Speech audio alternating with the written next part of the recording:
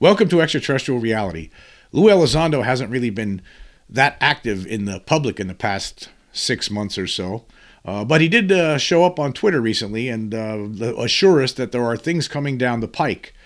Yesterday, on October 13th, he said, he tweeted out, "Howdy, folks. Just a quick update for you to consider. Please know that ongoing efforts are underway that will reveal themselves by early to mid-2024. At the risk of haters trying to sabotage our efforts, I can't be precise at this time. But if you have learned anything over the last 5 years, I never make empty promises. Trust me, this will be worth it. Special thanks to Chris Mellon and Jay Stratton." So basically what he's saying here is something is going to come down the pike again, early 2024, mid-2024. Now this is different. Now we had recently I did a podcast where Ross Coulthart, Australian investigator, he stated that in 12 to 18 months something is going to happen, that the world will know the truth about the extraterrestrial presence that is on this world. And now we have Lou Elizondo. He doesn't say specifically what he's talking about. There's no specifics here. He just says, please know that ongoing efforts are underway that will reveal themselves by early to mid-2024. I don't know what that means, so it's not really clear. And he says here he can't be precise for whatever reason, but there are things he says that are going to happen in 2024, and I guess we'll have to see. Again, I think this is, if he's talking about some sort of disclosure, that's different than what Ross Coulthart has been talking about. So Ross is saying 12 to 18 months. Lou Elizondo is saying early 2024, mid-2024. So that's interesting. Anyway, he did receive some pushback on this. There was somebody on Twitter who said to him, this guy's name is ADW Zoe. "It is now 10/13/2023. We still have no proof, literally zero. You had a small window where you had the public, me included. That window is closed now. No one believes it. These are just words." So there are some people out there who doubt Lou Elizondo and what he's trying to say, that something will happen in 2024. And actually, Rob Sheridan, who's very active on UFO Twitter, asked this person, Zoe, ADW Zoe, how is it closed? The NDAA has yet to be passed. Rob is talking about the National Defense Authorization Act for 2024, which includes language additional language that will basically help disclosure, the Chuck Schumer amendment, which we talked about in previous podcasts. That's what he's talking about. And ADW Zoe responded, "It's closed to the public. You had their attention for the summer. Nothing came of it. No proof. So now the public even thinks it's more crud than it was. So the only way to get them back is with proof. More books, documentaries, miniseries, Twitter posts, blurry videos, and promises of things to come are going to get you all laughed at again. I am not your enemy, as I always state. I want this to be true, but I am a realist." So ADW Zoe is upset. He's not. Now this person's not a big Twitter user, but I'm pointing him out because actually Lou Elizondo responded to this, what he just stated here. Lou Elizondo stated yesterday, let's see, and he has a list of things here that has happened over the past 5 years. He says, let's see, the Department of Defense admits UAP are real and when a flight safety issue. 2, an office is set up to analyze UAP. 3, legislation was passed twice. 4, whistleblower protection is now real. 5, former senior got officials to admit UAP are real. 6, international community are now engaged. And 7, you have public hearings, etc., etc., etc. Yeah, you're right, no progress. Maybe you could do better. So I guess Lou threw it back in ADW Zoe's face, that there have been things that have gotten done over the past 5-6 years, which is very true. I mean, we really had nothing going on until the end of 2017 with the emergence of Elizondo, along with those leaked Pentagon UFO videos. If it wasn't for that, that was what got the ball rolling on this. That started this whole, that led to what we are seeing this year, the David Grush assertions, the hearings, the bills that are getting passed, the National Defense Authorization Act for next year. Last year we had the whistleblower protection. Now we have some more legislation that's going to get passed that's designed to try to pry away information or actual evidence from private contractors that might be keeping extraterrestrial craft that was recovered secret. There's a lot of things in the works. So Elizondo is correct, and a lot of times, even myself, I'm guilty of it. I have no patience. My patience with this subject, as everyone knows, is extremely limited. I mean, extremely limited. I like, as someone who has gone through life knowing that there's an extraterrestrial presence here, and to hear people from our government continually lie year in, year out about this and scoff at it and laugh at it, even though I know that it's real and there's something going on and that there is a presence here, for certainly no question about it whatsoever. It is frustrating. So yeah, I understand. In one respect, I do understand ADW Zoe, because he's tired of the cover up and this how long it's taking. Like, he sounds like someone who just wants to have the Band-Aid ripped off. But you got to give it to people like Lou Elizondo, Christopher Mellon, because they have caused things to happen. If it wasn't for these guys, I know they get a lot of flack, for a lot of different people out there. Give them a lot of people in the UFO community are sick of it. They're sick of waiting, and they target these people as the blame. When you really think about it, how could we be blaming these people? They're the ones who got this thing going. If it wasn't for those people, we would not be where we are right now. So that's all I got to say about that. It's nice to see Lou Elizondo commenting on Twitter again on things like about what's happening. It's good to see him responding to comments like that what was provided by ADW Zoe. It's nice to see that. Yeah, and he does make some good points. But yeah, a lot of us are frustrated, and we will get there. I think at some point we're going to get there one way or another at some point. I don't know how. I mean, whether it's through these bills, the legislation, through the Arrow office, whatever, at some point something's going to happen in the future. We'll finally get there. And Lou Elizondo and Christopher Mellon, among others, are going to be people that have helped to cause this, to help us get to that point. So yeah, you got to give them credit, definitely, no question about it. But yeah, at the same time, people could get frustrated over this.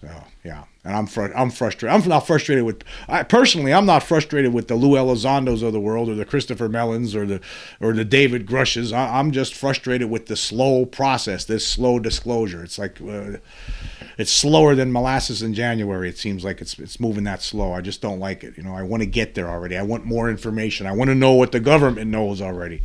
And I'm sure it's not. They don't know enough. That's one thing I'm certain of. They couldn't. There's no way anybody could know enough. But they know more than we do, and the public deserves to have access to that information. And more importantly, the scientific community needs to have access to that information. Okay, moving on. I want to talk about something that happened just recently. I don't know if some of you out there, I'm sure, have heard about. There was a Bigfoot sighting and captured on video and also pictures in Colorado. And this happened. It was actually reported on October 10th on Facebook. There were some people there was a person, Shannon Parker. She released a video and some pictures that were taken while her and her friend Stetson Tyler were on a train, along with some other people that had witnessed this. They saw this Bigfoot just walking out in the wild, and then it blended itself in with the terrain, and it's very compelling. Some people think it's a hoax, but I'm not sure. I just like to talk about this. Anyway, this is what she posted on Facebook. It says, "It's story time, y'all. On Sunday, October 8th, 2023, Stetson Tyler and I took the narrow gauge train ride from Durango to Silverton. After leaving Colorado, after leaving Silverton and heading back to Durango, I asked Stetson to help me look for elk in the mountains. As we are passing by the mountains, Stetson sees something moving and then says, 'I think it's Bigfoot.' Brandon, the guy sitting next to Stetson on the train, grabs his phone and starts recording. Meanwhile, I am trying to get a photo on my camera. Below is the video Brandon got and the photos I took. Y'all, out of the hundreds of people on the train, 3 or 4 of us actually saw, as Stetson says in the video, the ever elusive creature Bigfoot. I don't know about y'all, but we believe." And it is a very compelling video, I must say. I mean, this is This is going to be something that's going to be, a lot of people who study Bigfoot are going to be looking at this and thinking that this could be possibly real. Of course, there's already, as always, the doubters, and we're going to get into that a little bit. But, I had the video here for, people who are listening. Basically what you see is in this open terrain, among some brush on, like low to the ground brush on the ground, you see this Bigfoot traipsing around. It looks like it could be real. I don't know. And it's a short video. It was taken from far away. And this video that I have showing right now, for those who can't see it, who are listening to the podcast, I'll leave links here so you can check it out later on. I'll leave links to the Facebook page where you can see the series of videos, as well as some of the pictures that were taken of this thing. It looks like it could be the real deal, or maybe not. I don't know. I don't know if it's up to, what is your opinion on this? But anyway, I want to talk about this further. There was an article here from USA Today, and I have to take issue here with the headline that they use. The headline says, "Feels like a hoax," in quotes, and then it says, "Purported Bigfoot video from Colorado attracts skeptics, believers." I guess the problem I have with this, it could be a hoax, right? But I don't see, there's no evidence to this whatsoever at this point, really. But to use a headline like that, you basically puts the idea in someone's head right off the get-go that, oh, this is probably a hoax then. Now, I didn't see this article. I saw the video first on YouTube. I'm sure a lot of you out there have already seen this, so some people have seen this. And the reason I'm talking about Bigfoot, I know that there's some people out there who don't like me talking about Bigfoot on my podcast, where I'm mostly just talking about UFOs all the time. However, there are some cases that involve Bigfoot and UFOs, and I'm going to cover some of them later on. But before we do, I want to go through this USA Today article and talk about it as we go through. It says a couple vacationing in Colorado think they captured video evidence to prove once and for all that Bigfoot creatures do indeed walk among us.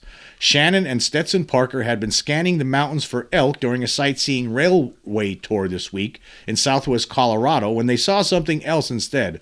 There, walking among the tall grass and rolling landscape, was what appeared to be a tall, furry brown creature.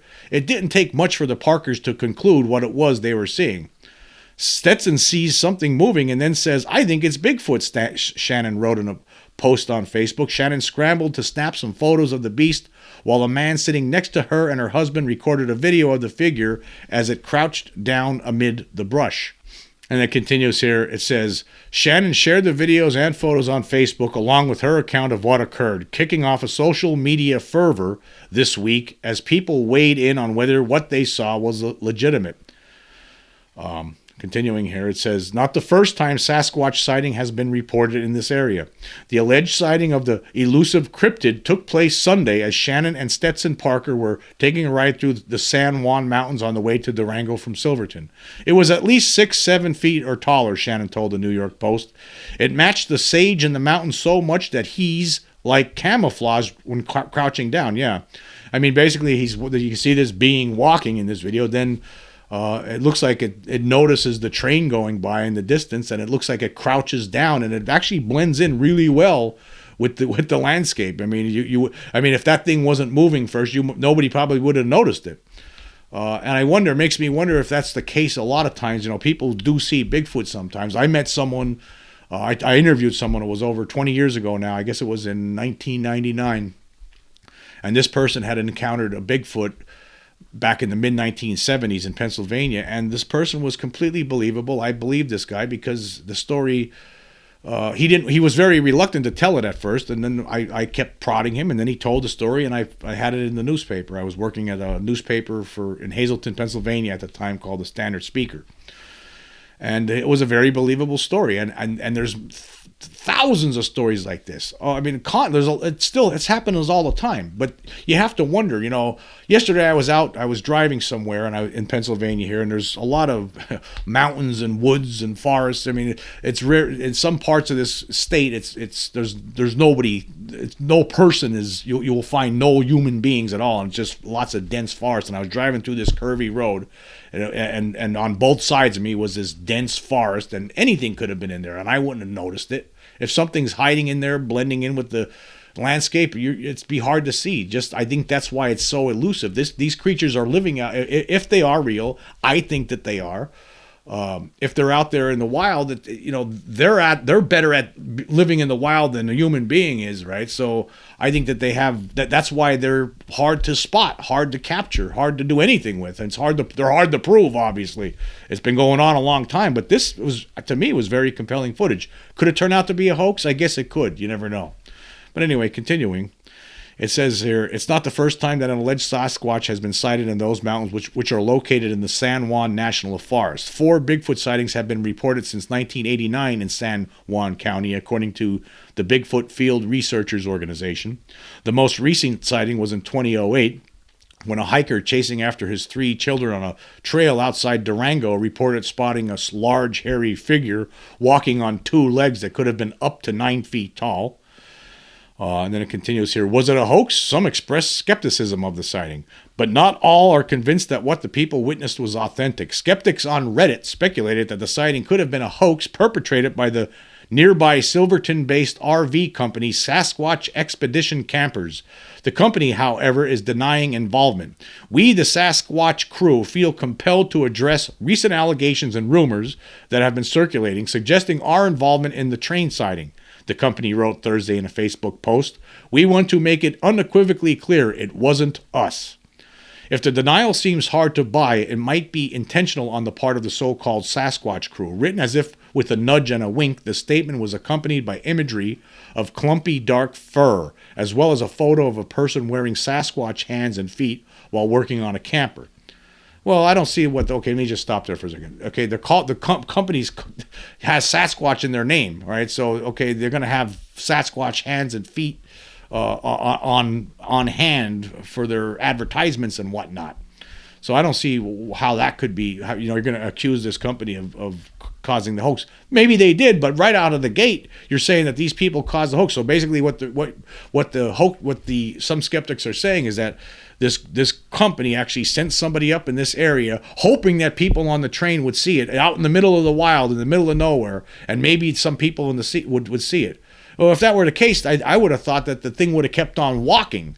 I mean, rather than just crouching down after noticing the train. Why would it crouch down? Why would a person crouch down after noticing the train if you're trying to pull off a publicity stunt?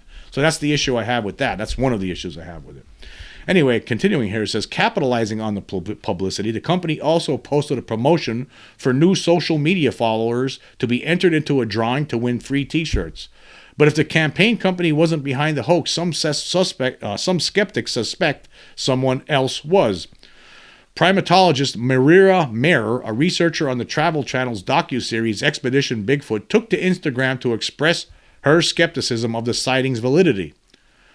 What's kind of suspect is, yes, this is a remote area. However, there are scheduled trains that come through here, Mayer said in the video. Anyone who wanted to pull off a hoax, which is of course unfortunate, would know that there would be a train full of passengers very excited about the sighting of something unusual, something that looks like an elusive creature trying to blend in with the environment.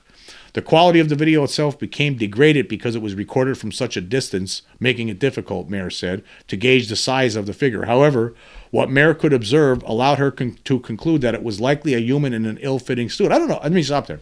I don't know how anybody can conclude that. I don't know how anybody can conclude that was a person in a suit. They just got done saying that it was too far away. To really, the camera, the recording itself was degraded because it was so far away. So how could you ascertain anything? I don't know. I mean, I just don't see how you can make that determination. I just don't know.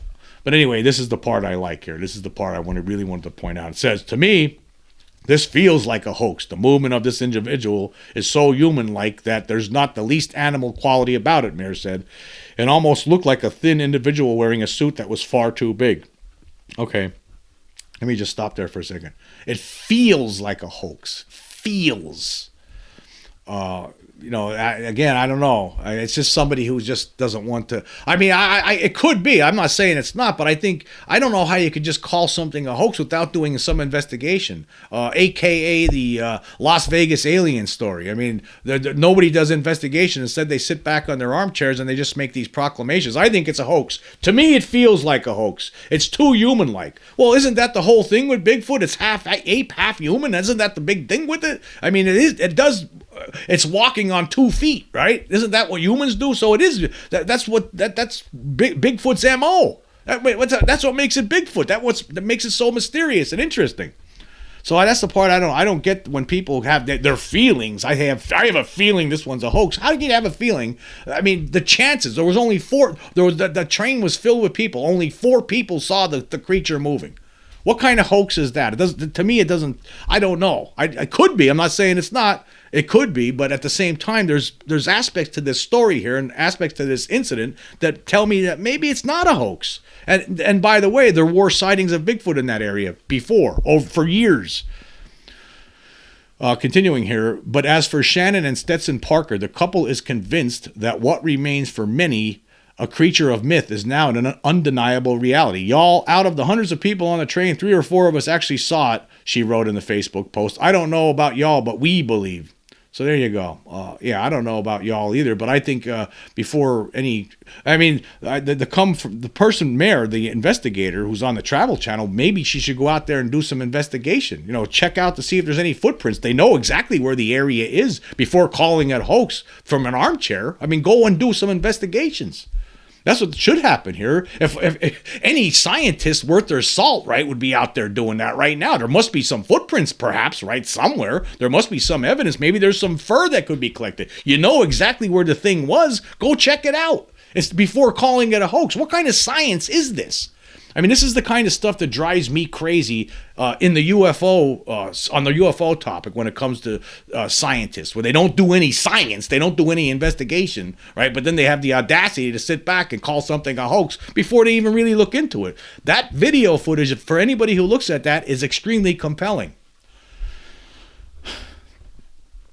Anyway, now I want to move on, and now I'm going to combine Bigfoot and UFOs, because there have been many incidents over the decades of sightings, particularly in the 1970s, and actually right here in the state of Pennsylvania, there was quite a few different sightings that involved both Bigfoot and extraterrestrials, apparently UFOs.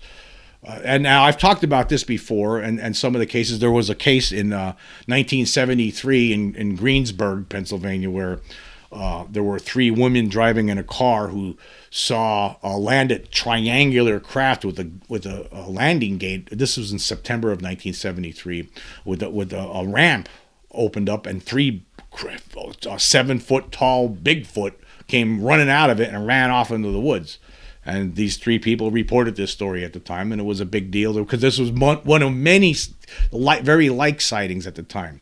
You have to wonder what's going on with that. I have a lot of different theories, and I guess we'll talk about it as we move forward here.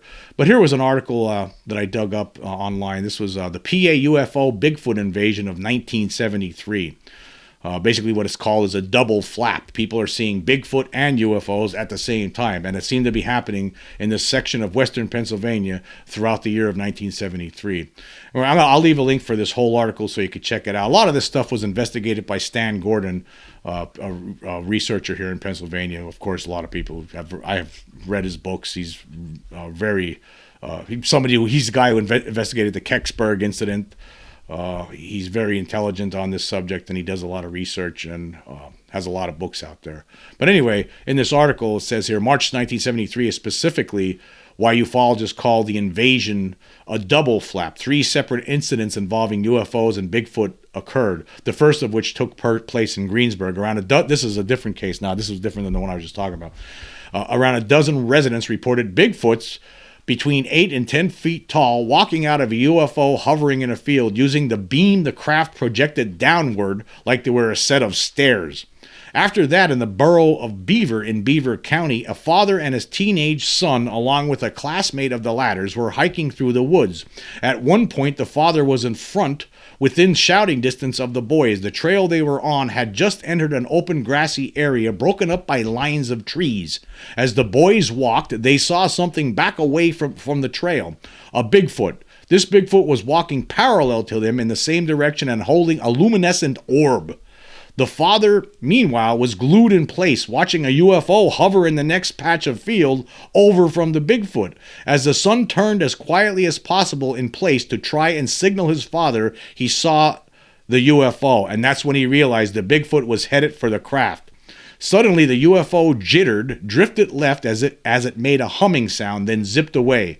The Bigfoot, who up to that point only had eyes for the orb, looked wildly about at that moment before letting out a strange, high-pitched scream. The Bigfoot then fled in the direction the UFO had gone until it was just a screaming dot on the horizon. Now, that's very strange. Very strange. What in the world was going on? Now, and there's a lot of stories like this. I don't think these people were making them up. Continuing here, the last incident in 1973, this time in North Union in Fayette County, involved a father and son who were out bird hunting. The two saw a spherical UFO land in a fenced-off field in front of them, and venturing closer, they soon noticed a Bigfoot with brown fur walking along the fence line. Curiously, this Bigfoot walked in a stiff, almost robotic way, which stood in stark contrast to the loping gait others had observed. Also, with the help of binoculars, the father made out that this Bigfoot had green eyes which glowed. The father and son up to this point hadn't been spotted, even though they were now just a stone's throw away from the creature. A split second later, the Bigfoot stopped walking, turned in their direction, and locked eyes with the father, who stood dead still. Funny enough, the Bigfoot looked annoyed, resigned even, as if to shame these hairless apes for interrupting them getting their steps in. The father, snapping out of it, raised his gun and fired twice, to no effect. The Bigfoot appeared untouched by the bullets and resumed walking nonchalantly along the fence. At that point, the father and son ran off to get the police, and a very reluctant state trooper did indeed return with them hours later. By then, the UFO and Bigfoot had vanished, though they did find, in addition to bullet casings from the gun, a gently glowing ring of matted down grass where the duo believed the craft had set down. Now, I'm not going to read the rest of this. I'll leave the article here for you to check out for yourself. But I guess what in the world is going on here with Bigfoot and UFOs in some of these cases? Now, I know a lot of people out there have trouble believing that there could be Bigfoot creatures out there walking in the woods, in the mountains, wherever. A lot of these sightings are not just they're not just localized to the Pacific Northwest like a lot of people believe. Of course, they're here all the way in Pennsylvania. They're all over the country. In fact, all over the United States. They seem, and in other countries, some people come across these creatures like this.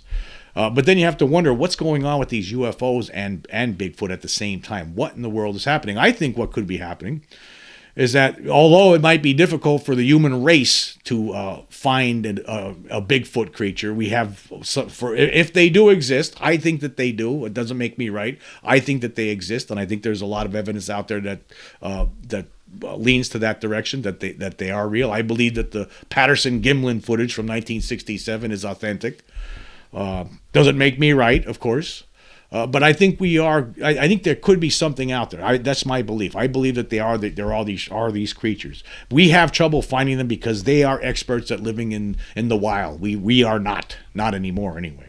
Maybe at some point back in the past, for all we know, we might come from Bigfoot creatures. That's why that might be our ancestors. For all we know. But what if these? But I don't think beings from another world that have technology that's incredibly advanced, right? I don't think that they would have no problem finding anything they want here, right? Although we don't have the technology right now to prove the existence of Bigfoot. Obviously, if we did have the technology, we would have done it so already. That doesn't mean that these creatures coming from other planets. That doesn't mean that they don't have the technology. They obviously do, and maybe what's happening in some of these cases. Is that these beings come down and just like they examine us and do medical procedures on human beings, maybe they're doing the same thing here to these Bigfoot creatures. That could be what's going on here. So, yeah, That's my belief. It's very possible that, hey, some other people have suggested too. I've heard suggestions that maybe these Bigfoot creatures are actually from outer space themselves. Maybe they're coming from other planets. I have trouble believing that one. I don't think that's the case. I think that they are most likely they are already here, and maybe that's where we.